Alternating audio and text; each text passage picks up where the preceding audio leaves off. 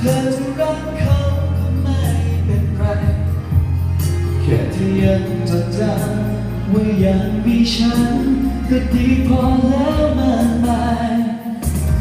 เพราะเขาคงต้องให้ฉันใช้ทดแทนเท่านั้นรักตาของเธอบอกฉันรู้ว่าคนสำคัญที่สุดคือใครต่อให้ยังไงก็ยังคงเป็นเราอย่าเราเป็นนี้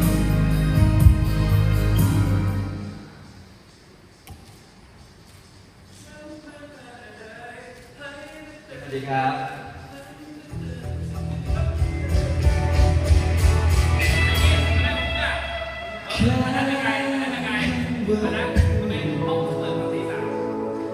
สั่งให้ฉัน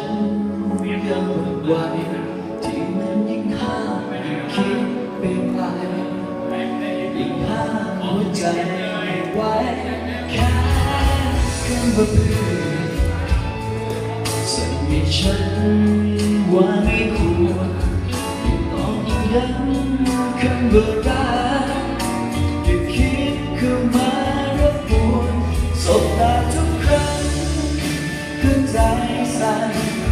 รู้ว่าจะมาพูดคำนั้นไป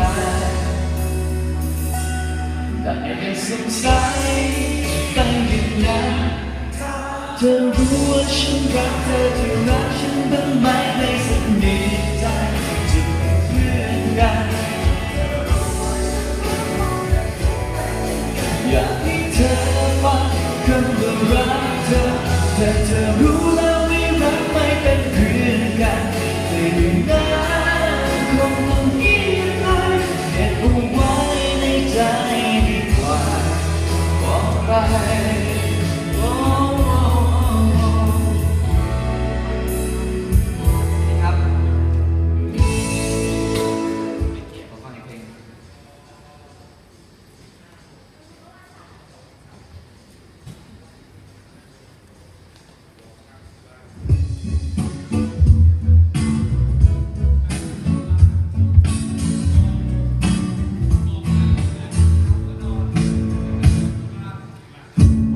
จะมีแต่คนรอใจในหัวใจมีแต่ความเหน็บหนาว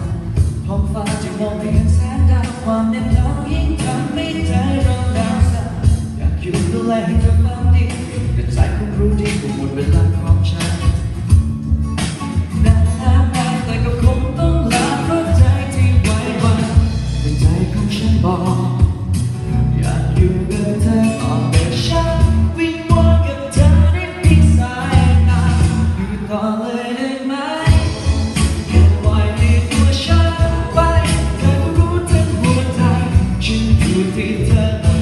ตอนนี้อยากได้ยินคำว่ารักแค่เธอบอกลาไม่ฟังฟ้าคงรู้ดีคืนนี้ฉันได้อยู่ใกล้ๆเธอเพราะว่าคืนนี้ฉันกลัวว่าฉันจะนอนฝันร้ายไม่มีเธอเคียงข้างฉันนาฬิกาคงไม่บอกถึงแล้วว่าโลกของฉันที่ไม่มีเธอคงว่างเปล่าขอบคุณครับ